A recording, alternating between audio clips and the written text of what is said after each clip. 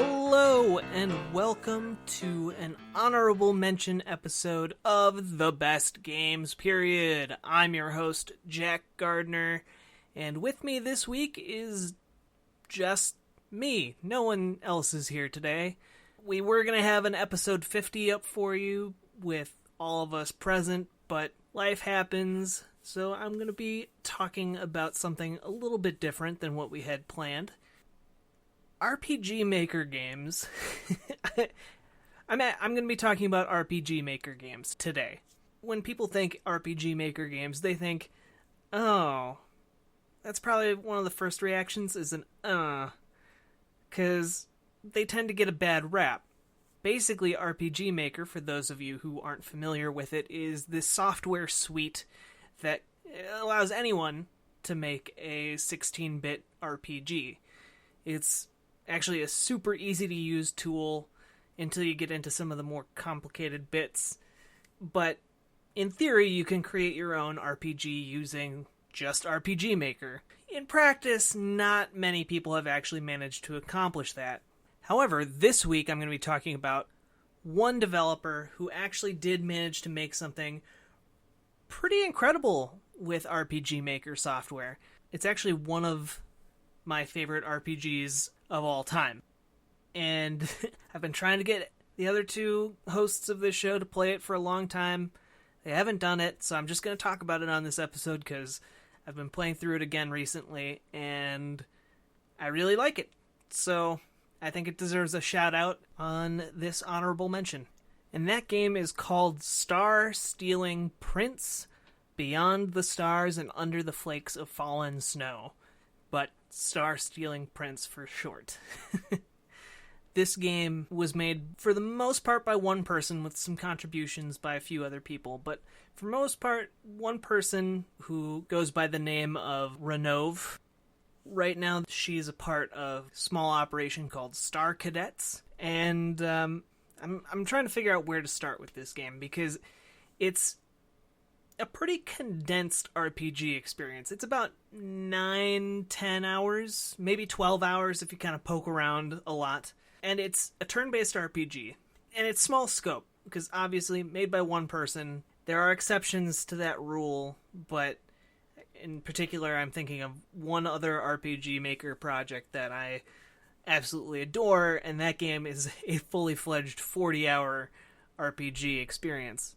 But Star Stealing Prince is really interesting because not only is it a short game, but it has a really surprisingly rich universe that it creates in that 10-hour window. That universe has since been expanded. There are several prequel stories that kind of flesh out the events that precede the game, and then there's like this, I guess you'd call it a web novel, that follow the endings of the game. That's right, I said endings, because there are actually multiple endings to this game. The basic premise is, it's kind of hard to explain, because the game is one of those games that starts out very simple, and you kind of get the feeling that you think you know where everything is going, right? So, the game starts out, and you play as Snow, who is the prince of this kingdom named Sabine? Sabine? Don't really know how to say that out loud. But you play as this kid, and he rules over this kingdom. Everything is really nice. It's kind of that idyllic opening time of an RPG where, like, everything's just wonderful. And then one night he has this nightmare. And in the nightmare he sees this really creepy-looking scarecrow. And it's basically mocking him and telling him about the things his parents did, and I need to give credit to Ronove here, because this game, while it kind of presents a typical, or at least initially presents a typical fantasy setting, it turns on a dime to create some really creepy and disturbing imagery and scenarios. So, like I'm saying, oh, there's this creepy looking scarecrow. Keep in mind, it's a creepy looking scarecrow in like 16-bit graphics, and it still feels unnerving and disorienting. And that's a really big accomplishment, I think, when you're working with that kind of graphical fidelity. I mean, there are some horror games out now that could learn a thing or two from that. But anyway, I'm talking about Star Stealing Prince. So he has this bad dream, and in the dream, the Scarecrow tells him that his parents locked away this girl in a tower. And he wakes up and he's like, well, I have to go check that out. Like, even if it's, not real, but that dream felt pretty real, but I'm going to go check it out, even though it's in an area that I was always told never to go to because it's too dangerous, whatever. And so he sets off alone. We're introduced to some side characters here. You can actually go around the entire village and talk to everyone, and they all give you stuff and are super supportive, and it's kind of weird. And I'm going to spoil just a few things about this game. So if you want to go and play it, it's free. You can just Google Star Stealing Prince. It'll bring you to a WordPress site, and you can download the game there. And it's super easy to install. It's very, very small file size. I don't think you can play it on Mac. I think it's just Windows PC. But highly recommend that you do that, especially because it's free. So give it a shot. So he heads off into the wilderness to save this princess. And so you kind of get the feeling it's going to turn into kind of a Princess Toadstool, Super Mario Brothers kind of thing, where he's off to save the princess, and that's going to be this big thing. Well, you go through, these woods, and you go through these caverns, and you fight monsters and stuff, and you get to the first main boss, and it just one-hit kills you. It just obliterates you. It gets a little complicated, a little fuzzy, but you wake up in this tower, and it's empty, and you're trying to figure out what you're doing there, where you are, what happened, and you're fighting ghosts. It's very confusing. There's a bunch of there's a lever puzzle. It's actually pretty clever. You are then introduced to kind of your three constant companions for the rest of the game. You meet Astra, who is the girl trapped in the tower, because it ends up being that this is the tower that you're going to rescue her from, and she and her bodyguard friends saved you. So it's Astra and Hyante, who's this talking skeleton warrior, and then there's Aereo, who is a demon loyal to Astra. At that point, Snow's just like, oh, well, I came to rescue you, and Astra's like, well, don't need to be rescued. I'm here doing an important task for the kingdom that your parents put me on, so, as a favor to you, though, I'll take you back to the kingdom and, check it out, because I've been in this tower for a really long time. They all set out to go back to the kingdom, and this is, again, where you encounter this giant bird creature again, and this is the point where the game slaps you upside the head and basically teaches you how to play the game for real. Because up until this point, you can kind of get away with just attacking and occasionally throwing out a heal spell or something like that. With the bosses in Star Stealing Prince, one of the things I absolutely love is it doesn't do what a lot of RPGs do, which is make bosses immune to status effects. So what that means is you have to use status effects in order to progress against bosses. Anything you can do, if it's lowering their attack, lowering their defense, upping your own attack, upping your own defense, poison, sleep, all these different things, you have to know how to use them. And basically that turns each of these boss encounters into a puzzle that you have to solve. A puzzle you have to solve that is set to very epic combat music. I really enjoy the combat music in this game. I really enjoy the music in general in Star Stealing Prince. So, that's a big plus in my book.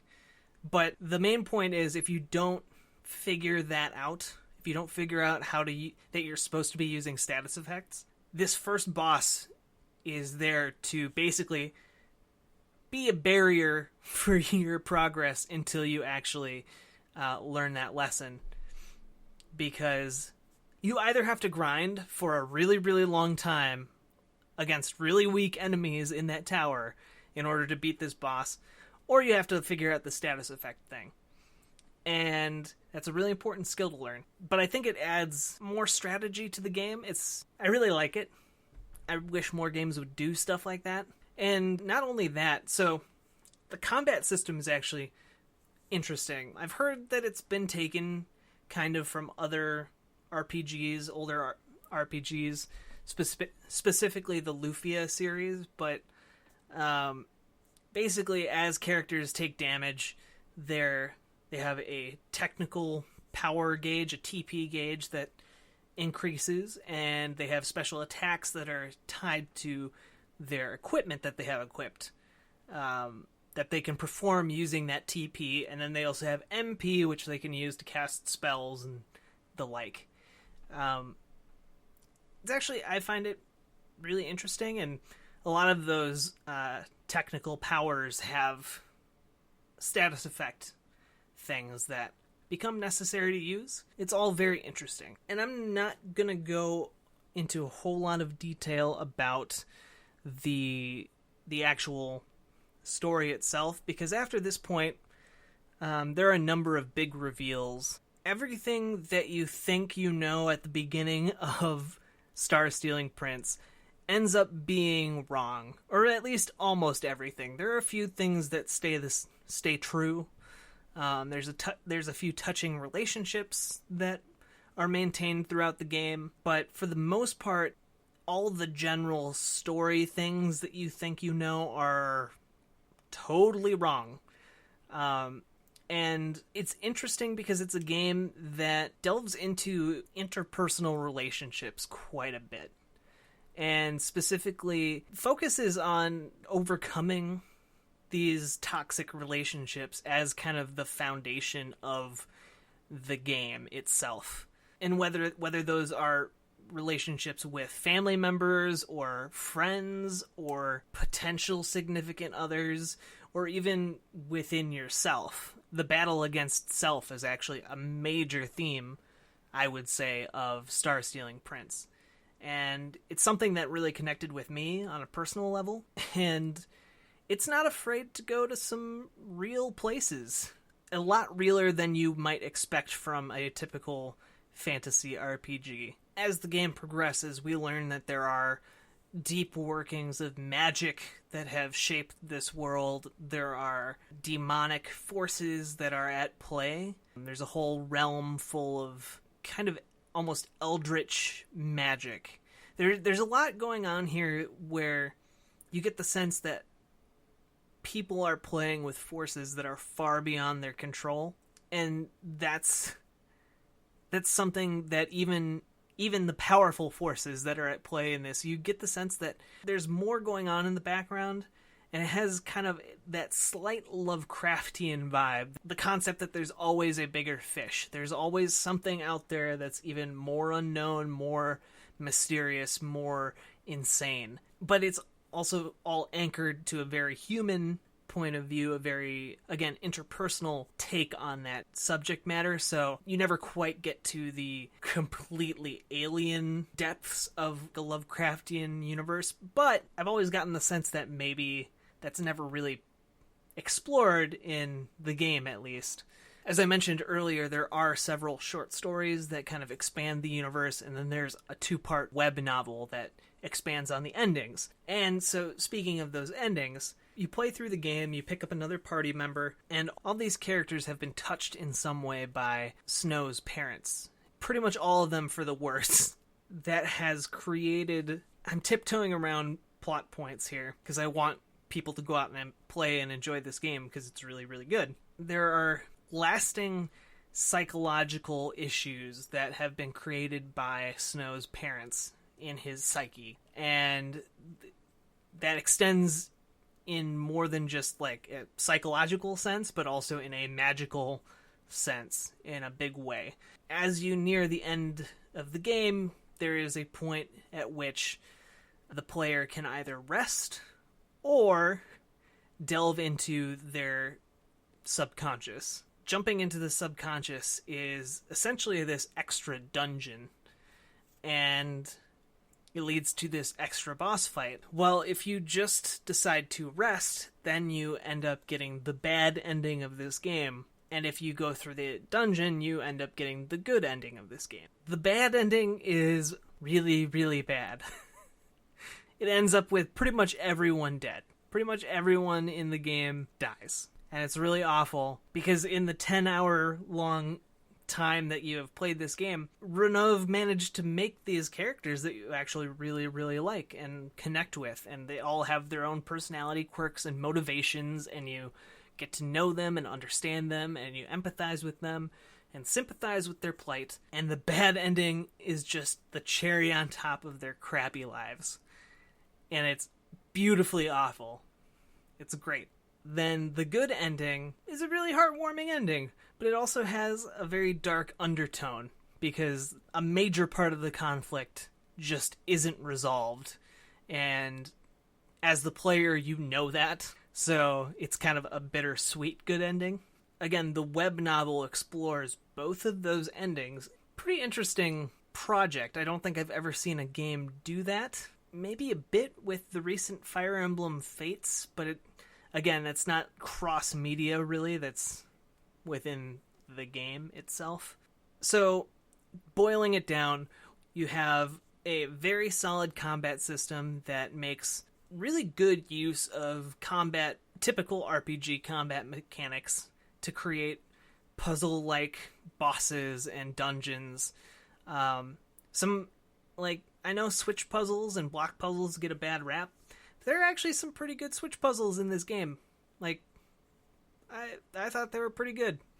There are tons and tons of secrets, so if you explore the environment, you find a lot of treasure, a lot of stuff you can use in combat that makes a dungeon easier.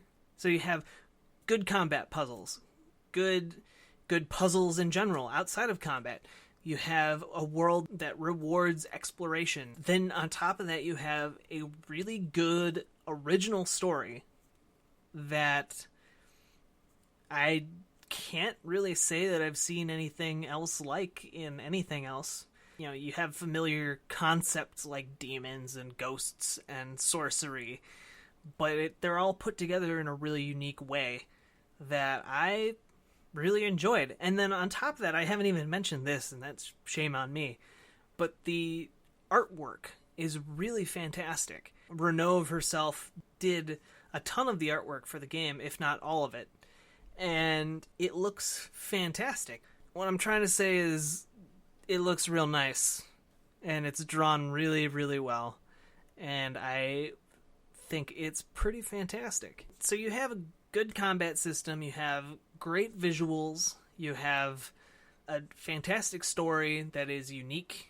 and is actually about stuff. It's not just a pulpy, fantasy adventure, but it's actually about issues I think a lot of people can relate with. And that makes it something unique. It's in kind of a JRPG-ish mold, and JRPGs generally have wide sweeping themes and aren't really super personal. They don't get down to the nitty-gritty of actually living in the real world, because a major appeal to them is this escapism. And there's not so much of that in Star Stealing Prince. But there's not so much of that real world grit that it loses its charm and whimsy, except when it is getting scary. But yeah, check out Star Stealing Prince. Again, it's free and it's short, so why not? Go out and download it, and it'll take you all of 3 minutes, maybe, tops, to find it and download it. Experience one of the best games that no one's ever heard of. People should hear of it. That's part of what frustrates me, is that it's a really, really great game, and way more people should know about it than actually do know about it. It's been out for 5 years now, so go give Star Stealing Prince a shot. I know I didn't do a super great job selling it. Ronove, if you listen to this, sorry, but love this game. Check it out. And you should also check out Extra Life if you haven't already. What is Extra Life? Extra Life is a branch of Children's Miracle Network hospitals, and essentially every year we put on a video game marathon. And by we, I mean everyone who signs up can put on their own video game marathon. Everyone who signs up for Extra Life can choose which Children's Miracle Network hospital they would like to support, and 100% of everything they raise, period, goes directly to that specific hospital to pay for sick and injured kids, to pay for their treatment. You know, we have a lot of people who sign up and they're like, we just want to do the 24-hour video game marathon, which is typically in November-ish. Off the top of my head, can't remember which day it is in 2017. Sorry about that. But we have people who sign up and they're like, you know, we're gonna get together a small group of friends and we're gonna stream for the 24-hour video game marathon in November. And then we also have people who are like, you know what? We're gonna rent out a basketball stadium and have thousands of people show up to support Extra Life. And then we also have people who are like, you know what, 24 hours, that's not really enough. So what we're going to do is we're going to have a bunch of people sign up, and we're going to marathon it and relay that marathon and live stream it for an entire week straight. So honestly, Extra Life just provides people the tools to take their fundraising as far as they want to take it. Again, 100% of it goes directly to treat those kids. None of it is taken off the top for administrative fees or anything like that. You can learn more about it over on extra-life.org. There's a handy-dandy frequently asked questions page, and you can learn more about Extra Life there. You can also, if you want to get more involved in the community, head over to community.extra-life.org, where you can find this very podcast and a lot of other interesting articles from myself and a lot of other interesting people who have interesting things to say. And you can also connect with your various local Extra Life guilds to see how you can get more involved in the Extra Life community on a local level. Who knows, you might be able to meet some cool new people, raise more money for kids. It's a pretty sweet deal. So with that, this has been an honorable mention for Star Stealing Prince. I'm glad I finally got that out there. I'm kind of sad that it wasn't its own full episode and that I'm so tired while I'm talking about it, but hope you understand. Thank you so much for listening. As always, you can download this over on Game Informer or Extra Life, where we post it every Monday. You can also subscribe on iTunes. If you enjoy the show, leave us a review. We always appreciate that. Reviews help the show get seen by more people on various platforms. You can also subscribe to our RSS feed over on Libsyn, which is our hosting site. I don't know if I mentioned that yet. And you can also find us over on SoundCloud. So, a bunch of different options. Check us out there. You know, you can leave some comments. You can also find us on Twitter, @bestgames_.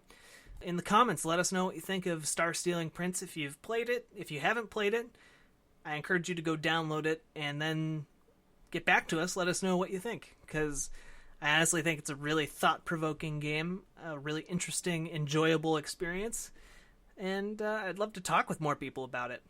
So, with that, see you next week, hopefully, for our 50th episode. It's going to be an episode 50 death match. Match. With that, I'm out. See you on the flippity dippity.